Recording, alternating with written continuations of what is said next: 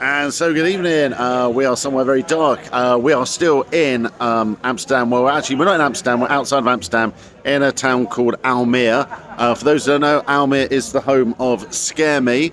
Now, we're just in the opening court. Now, already, this has got so much bigger than when we were here a couple of years ago. Scare Me used to be just in this warehouse here, and then you used to go over, get walked over to kill it in that warehouse there. But there's now also a dark ride over in the corner as well. And what they've managed to do is get permission to close the street. So you can probably see here and here, they've closed the street off, which makes it just a bit more of a sort of party atmosphere. And when they actually open, it's only press night tonight, but when they actually open, there'll be another bar over there. They're opening in 3 weeks' time properly. So we're going to go through. We're going to get some footage. Won't be able to film inside the mazes, but we're going to get some footage of the atmosphere, and we will see you. We'll give you our feedback when we come out.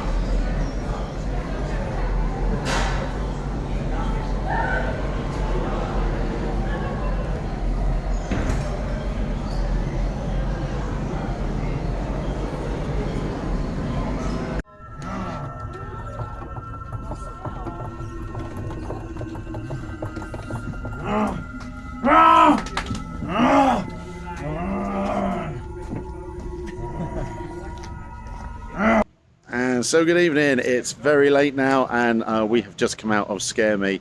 I'm facing that way because the light is in there, so you can actually illuminate my face. So this place has really expanded since the last couple of years. Obviously, we haven't been here because of COVID.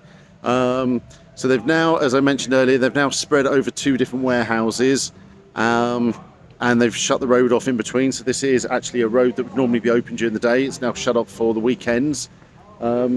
Behind me here, you can probably see that's the facade of the ride, which I hadn't done before. That was really good. Like a little scare, like a little ghost train with live actors in. That was great fun. The flashing light over the corner is Kill It.